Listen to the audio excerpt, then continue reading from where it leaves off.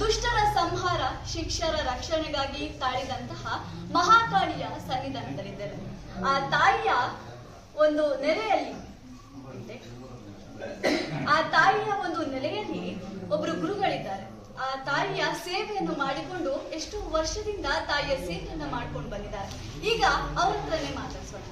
ನಮಸ್ಕಾರ ಗುರುಗಳೇ. ನಾನು ಕೇಳಿಪಟ್ಟ ಪ್ರಕಾರ ಸ್ವಲ್ಪ ವಾರದ ಹಿಂದೆ ಒಂದು ಎಷ್ಟೋ ವರ್ಷದ ಹಿಂದಿನ ದೊಡ್ಡ ಮರ ಒಂದು ಅಮ್ಮನವರ ಗುಡಿಯ ಮೇಲೆ ಬಿತ್ತಂತೆ.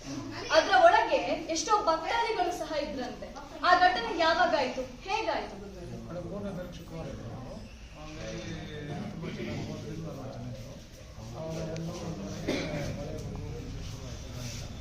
ಮಳೆನ ಕಮ್ಮಿತ್ತು, ಗಾಳಿನೂ ಕಮ್ಮಿತ್ತು, ಅದು ಬೀಚುವರೆಗೂ ಆ ಥರ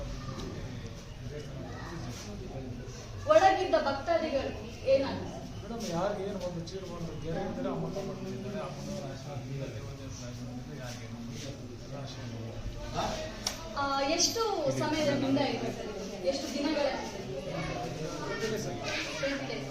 ಆ 20 days ಅಲ್ಲಿ ಈ ಗುಡಿ ನಿರ್ಮಾಣ ಈಗಾಗಲೇ ಅದನ್ನ ಇಲ್ಲಿ ಬಂದದ್ದು ಭಕ್ತರಿಗೆ ನೋಡ್ಕೊಳ್ಳೋದಕ್ಕೆ ಮತ್ತೆ ಹಾಗಾಗಿ ಜಗಳ ಮಾಡೋದಕ್ಕೆ ಗುರುಗಳೇ, ಇಲ್ಲಿ ಯಾವ ರೀತಿಯ ವಿಶೇಷ ಪೂಜೆಗಳು, ಯಾವ ರೀತಿಯ ಪವಾಡಗಳು ನಡೀತದೆ?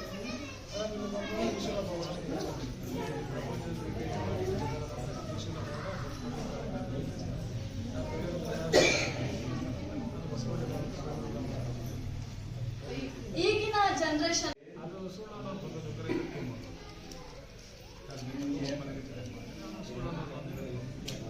ಪಲ್ಲಕ್ಕಿಯ ಒಂದು ದೃಶ್ಯವನ್ನ ನೋಡಿದೆ ಸರ್. ಯಾವ ರೀತಿ ಅಮ್ಮನವರು ಅವರ ದಾರಿಗೆ ನಮ್ಮನ್ನು ಕರ್ಕೊಂಡು ಹೋಗ್ತಿದ್ರು, ಅದ್ರದ್ದು ಒಂದು ಕತೆ ಏನು ಸರ್?